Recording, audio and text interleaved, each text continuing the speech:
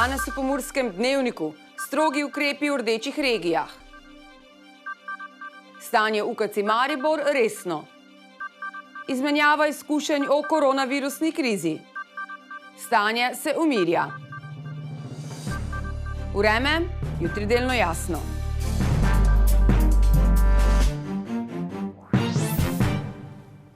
Drage gledalke in gledalci, lepo pozdravljeni v Pomurskem dnevniku. Zaradi hitrejšega širjenja okužb, večje zasedenosti bolniških postelj in preobremenjenosti zdravstvenega osebja ter epidemiologov je bila vlada Republike Slovenije primorana ukrepati in sprejeti strožje ukrepe. Najnovejše informacije o stanju glede koronavirusa v Sloveniji je predstavil minister za notranje zadeve Aleš Hojs. Razmere ostajajo resne, podatki niso boljši. V želji po čim manjšem posegu življenja se je vlada odločila, da nekatere ukrepe uveljavi za območje celotne države, nekatere pa zameji zgolj na regije, ki imajo slabšo epidemiološko situacijo, to je več kot 140 okuženih na 100 tisoč prebivalcev v zadnjih 14 dneh. Prepovedano je gibanje iz te statistične regije, razen tistih 11 izjem, ki jih bom seveda posebej izpostavil.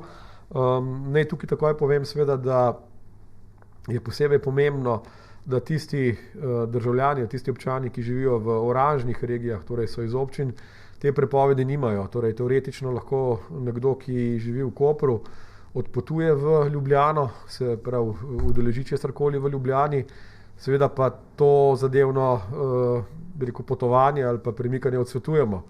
Kajti že sam zemljevid kaže, da ni pametno se voziti ali pa bivati ali pa kakorkoli preživljati čas v regijah, ki so rdeče obarvane. Določili so tudi nekatere izjeme, predvsem, da se ne bi ustavilo gospodarstvo in druge dejavnosti. Gre za prihod in odhod iz dela, gre za upravljanje vseh gospodarskih, kmetijskih in gozdarskih dejavnosti, gre za upravljanje vseh tistih storitev ali pa dejavnosti, aktivnosti, ki jih je potrebno narediti v primeru zavarovanja, zdravja, premoženja ali česarkoli drugega na posameznem območju. Potem seveda smo vključili tisto, kar je bilo mnogokrat poudarjeno, pa seveda nekako upoštevano že spomladi, torej vkolikor gre za varstvo oseb, vkolikor gre za družinske stike oziroma za negovanje družinskega člana ali kaj podobnega, torej za tiste neposredne družinske potrebe za oskrbo ali pa za nego ali kaj podobnega, je ravno tako to vključeno v izjemo. Izjema je tudi dostop do lekarn, zdravstvenih storitev, bolnic in vse tisto, kar je potrebno narediti zaradi vsakodnevnih obveznosti ali pa zaradi tega, ker so ljudje pa seveda naročeni tudi na neke zdravstvene posege ali pa storitve. Seveda je dodano, tako kot spomladi, tudi to, da lahko iz rdeče regije prehajate na oranžno regijo, kolikor ste lastnik nekega premoženja, zemljišča, vikenda. Kot spomladi morajo osebe, ki imajo urejeno stalno in začasno bivališče, stanovati samo na enem naslovu. Prav tako bodo spet potrebna dokazila za prehajanje med regijami. Tako kot v spomladanskih mesecih teh migracij oziroma teh tranzitov iz ene v drugo regijo nadzorovala policija. Seveda je pač tukaj potrebno povedati odkrito, da seveda ni mogoče v popolnosti zapreti vseh teh povezav med posameznimi statističnimi regijami. Policija je na nadzor, ki bo seveda selektiven ali pa bom rekel bolj po domače, ki bo naključen, torej na naključnih mestih bodo policisti kontrolirali to gibanje, ustavljali vozila, preverjali njihove dokumente. Kot pravi Hojs, so kazni relativno visoke, za posameznika znašajo 200 do več tisoč evrov. Dodaja še, da naključnih obiskov policije na zasebnih zemljiščih ne bo, se pa policija lahko odzove na klice sosedov in preverja upoštevanje odloka tudi v domovih posameznikov. Epidemiološka situacija v mariborskem UKC-ju je vse bolj zahtevna, izpada zdravstvenega osebja je vse več, od ponedeljka naprej bodo morali odpovedati nekatere nenujne operacije. Okužbe skušajo omejiti v mehurčke, da se ne širijo po ustanovi. Zaradi povečanega števila bolnikov pa prilagajajo tudi prostore zanje. V UKC Maribor se situacija ponovno zaostruje, okužb je vedno več. Slednje želi omejiti v tako imenovane mehurčke, da se ne bi širile, bolnikov pa je vedno več.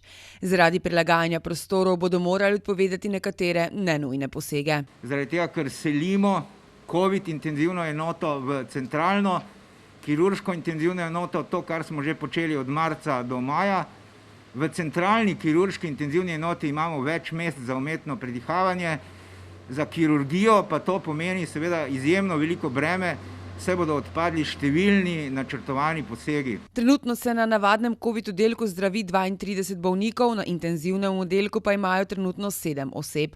O resnosti situacije priča tudi naslednji podatek. Najmlajši je star 39 let, nima pridruženih obolenj, tako da za vse, ki dvomijo morda v resnost obolenja, je treba povedati, da prizadene vse starostne skupine. S prilagajanjem prostorov bo mesta za približno 60 bolnikov, ki potrebujejo zdravljenje. Nekaj čez 20 mest za najtežje bolne. Kar se pa tiče navadnega oddelka, pa se bomo zaenkrat povečali na 40 postelj, potem pa seveda se bomo v skladu s tem prilagajali in širili kapacitete, da bomo lahko oskrbeli kar največ bolnikov, seveda si želimo vse. Vsak dan se pojavljajo nove okužbe in manjša žarišča med osebjem. Kot pravi Flis, do tega prihaja zato, ker je bolnišnica odprta in je niso zaprli. Številni v začetnem obdobju bolezni ne kažejo nikakršnih znakov bolezni, pa so klicenosci, nekateri pa so celo asimptomatski klicenosci. To se pravi, so na videz povsem zdravi. Zaskrbljujoči so tudi podatki o izpadu kadra. Samo pri zdravstveni negi je bilo včeraj izpada 98. Se pa dnevno spreminja, ker se dnevno izdajo nove karantenske odločbe. Slednje pa ne pride zgolj zaradi pojava okužbe v UKC-ju. V ustanovi imamo veliko mamic, ki imajo otroke v vrtcih, tudi tam lahko dobijo karantenske ukrepe, pa zaradi otrok v šolah in tako naprej. Še vedno pa si ne morejo pomagati z ventilatorji, ki so jih dobili od države. V tem trenutku jih dopolnjujemo in jih za bolnike še ne uporabljamo, zaradi tega, ker nekateri pomembni deli so manjkali in v tem trenutku pri bolnikih niso v uporabi. Za konec dodaja še, da bodo v primeru poslabšanja situacije morali na pomoč poklicati vse, ki imajo znanje iz medicine in so zmožni pomagati. Za svetovni dan hrane so skuhali iz 68 kg sestavin, da bi pokazali, koliko obrokov letno v povprečju zavrže vsak Slovenec. Kuharski eksperiment se je končal z impresivno številko in dobrodelno noto. Priznani šef Marko Pavčnik in Špar Slovenija sta ponovno združila moči v okviru akcije Hrana ne sodi v smeti. Tokrat v dobrodelnem kuharskem preizkusu, v katerem je šef kuhal z natanko 68 kg sestavin, se prav toliko hrane v povprečju v enem letu zavrže vsak Slovenec. Eksperiment so pripravili z namenom, da pokažejo, kaj v praksi pomeni 68 kg hrane in koliko obrokov bi lahko pripravili iz te težko predstavljive količine zavržene hrane.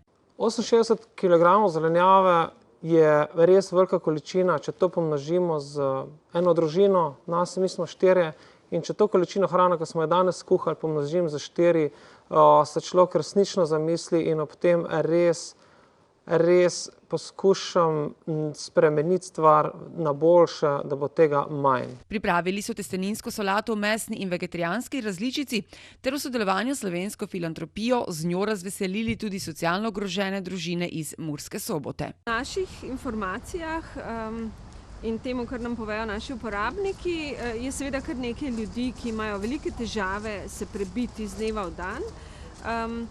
Predvsem zaradi tega, ker so plače prenizke, ker nimajo osebnih dohodkov, ker so brezposelni, ker živijo pravzaprav odrinjeni od vseh dobrin. In mi menimo, da s tem, ko jim omogočimo nek kakovosten obrok, lahko prihranijo sredstva, ki jih imajo premalo za preživetje, mogoče za druge nujne stvari, ki jih morajo plačati. Zato se nam tudi zdi ta akcija Špara z doniranimi obroki za uporabnike, ki pač to hrano potrebujejo, zelo pozitivna. Predsednik vlade Janez Janša se je v Bruslju udeležil zasedanja Evropskega sveta. Voditelji držav Evropske unije so na dnevnem redu imeli predvsem teme povezane z odnosi z Združenim kraljestvom ter pogajanjih v zvezi z Brexitom. Ocenili so epidemiološko situacijo in spregovorili tudi o podnebnih spremembah. Osrednja tema včerajšnjega dogovora, izmenjave izkušenj je bil sedanji oziroma aktualni val covida, koronavirusa. Tukaj smo vsi pozdravili priporočila Evropske komisije in tudi že Evropskega sveta glede prehajanja notranjih mej v Evropski uniji. Slovenija ta priporočila pravzaprav upošteva že od prejšnjega meseca, ko so bila predlagana. Z upoštevanjem teh priporočil se izogibamo zastojem, kakršni smo bili priča tudi na notranjih evropskih mejah spomladi. Pozdravili smo tudi komunikacijo oziroma okvirni predlog komisije glede priprav držav članic Evropske unije na cepljenje, potem ko bo na voljo cepivo zoper COVID-19. Priporočila so smiselna in Slovenija jih bo striktno upoštevala v teh pripravah, ki jih bomo izvedli v najkrajšem možnem času. Najnovejše informacije o epidemiološkem stanju enoti Doma starejših Rakičan v Centru za starejše Murska Sobota so optimistične. Direktor Doma starejših Rakičan Zoran Hobla je sporočil rezultate zadnjih testiranj v Centru za starejše Murska Sobota, ki nekoliko bolj navdajajo z optimizmom. Včeraj so v soboški enoti zaradi nove okužbe pri zaposleni osebi izvedli testiranja ostalih zaposlenih v tako imenovani sivi coni.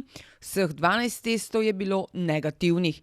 Prav tako pa je bila negativna ena zaposlena oseba, ki je bila do zdaj okužena s COVID-19. Prav tako so včeraj testirali stanovalce s potrjeno okužbo s COVID-19, ki so bili nameščeni v rdeči coni.